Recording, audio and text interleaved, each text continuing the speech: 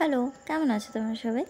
আজকে এসেছি একটা নতুন ভিডিও নিয়ে, একটা ডিআইওয়াই ভিডিও নিয়ে।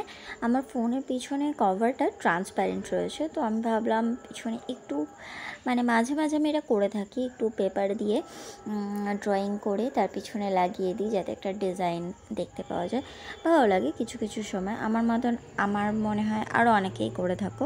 সো যারা যারা করে থাকো তারা সবাই কমেন্ট করো প্লিজ।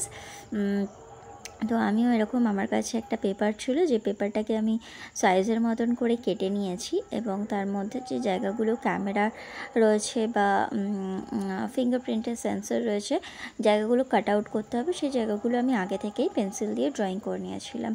তারপর আমি ল্যাভেন্ডার কালারটাকে বেস কালার হিসেবে নিয়েছি, যেটা দিয়ে প্রথমে পুরোটাকে পেন্ট করেছি আর ডাবল কোটিং করে নিয়েছিলাম।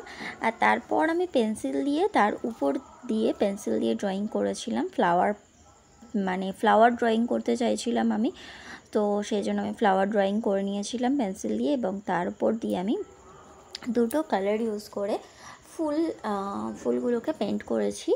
একটা তোমার পিঙ্ক শেডের মধ্যে রয়েছে আর একটা হচ্ছে তোমার এই গ্রিনিশ শেডের মধ্যে রয়েছে।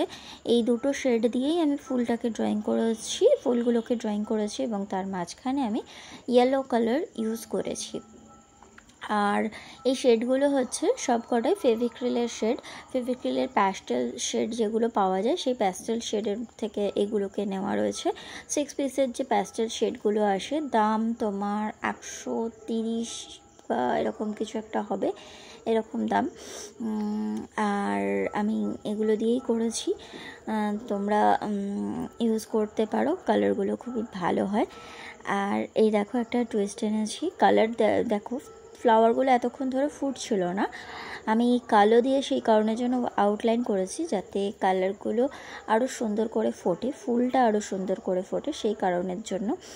আর আউটলাইন করার জন্য আমি তুলে নিয়েছি 01, আর যে বেস কালারগুলো করেছি বা ফ্লাওয়ারটা পেন্ট করেছি তার জন্য আমার তুলির সাইজ ছিল 04। ওকে, 04 না, সরি 4 সাইজের তুলি ছিল। এই দিয়ে আমি পেন্টটা করেছি। টাটা।